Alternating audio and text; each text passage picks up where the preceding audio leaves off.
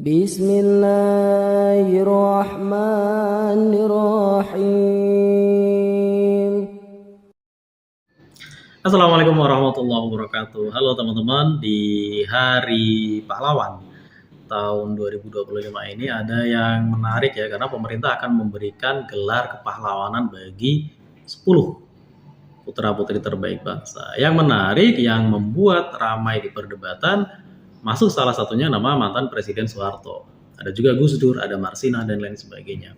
Yang 9 mungkin oke lah ya, Gus Dur juga oke lah ya. Walaupun beliau turun tahta presiden dilengsarkan, tapi kan ini lebih ke DPR-nya ini yang memang ada kepentingan sendiri, bukan karena kesalahan Gus Dur, karena tuduhan Brunei Gate, Pulau Gate itu kemudian kan tidak terbukti. Yang menarik Pak Harto nih.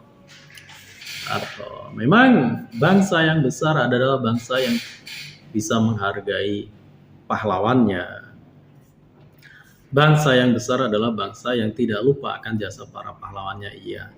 Tapi kenapa menjadi pro kontra? Ya karena seperti yang dikatakan oleh almarhum Gus Dur ya, Pak Harto ini pahalanya banyak, dosanya juga banyak untuk bangsa ini ya. Jadi jasa beliau banyak, tentu 32 tahun memimpin negara ini, banyak sekali jasanya. Saya sendiri waktu zaman kecil merasakan ya, hidup di zaman Pak Harto itu tentram sekali kita, walaupun hidup ke dalam kesederhanaan, sederhana tapi tentram. Kita aman ya, hidupnya tuh aman, jauh dari preman dan sebagainya.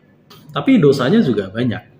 Tinggal mau sudut pandangnya mana nih. Kalau sudut pandang orang-orang PKI, aktivis-aktivis yang pernah diculik dan sebagainya, pasti dia akan tidak setuju. Tapi kalau kita tanya sudut pandang orang yang pegawai negeri ya, orang-orang golongan karya, rakyat kayak saya dulu zaman di kampung, ya kita pasti ya setuju karena kita hidup nyaman, tentram zaman Pak Harto. Tapi kalau kita beranalogi, kita berandai-andai, kira-kira Pak Harto kalau diberikan gelar itu beliau akan menjawab apa ya? Gimana ya reaksinya ya? Mungkin menarik ya. Kalau menurut saya ya mungkin kata-kata yang keluar dari beliau adalah aku ora paten ya. Mungkin itu kata-kata yang keluar. Aku ora paten jadi pahlawan. Mungkin itu. Kenapa? Karena beliau waktu lengser dari presiden juga ya ora paten ora jadi presiden. Itu Pak Harto, dan ada rekam jejak Pak Harto ketika beliau ingin diberi gelar honoris causa itu beliau menolak. Padahal kita lihat hari ini banyak sekali orang pengen ya diberi gelar doktor honoris causa, sedangkan Pak Harto beliau menolak. Beliau sudah cukup bangga dengan gelar militernya Jenderal Soeharto. Maka polemik pro kontra tentang gelar pahlawan nasional bagi Pak Harto, kalau menurut saya kembali lagi kepada subjektivitas siapa. Kita lihat siapa yang pro, siapa yang kontra, dari kelompok mana. Ya kita lihat Marsina pun walaupun mayoritas pro setuju, tapi kalau kita nanya para pengusaha ya pasti ya nggak terlalu setuju karena dia kan aktivis buruh ya. Almarhum Gus Dur kalau kita tanya etnis Tionghoa pasti sangat setuju. Tapi coba kita tanya Pak Amin Rais, apakah Pak Amin Rais setuju sebagai dulu mantan rival politiknya?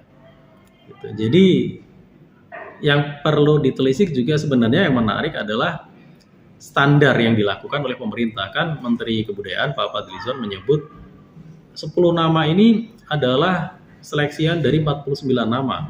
Terus diambil 10 nama yang memang memenuhi syarat. Nah, syarat di sini itu yang seperti apa kan tidak pernah dipublish oleh pemerintah, dalam hal ini Menteri Kebudayaan, Kementerian Kebudayaan.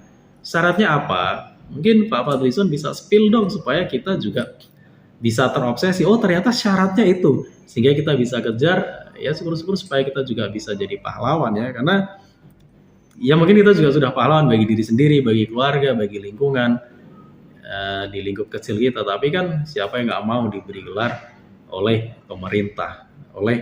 pemerintah Indonesia, bangsa yang sebesar ini.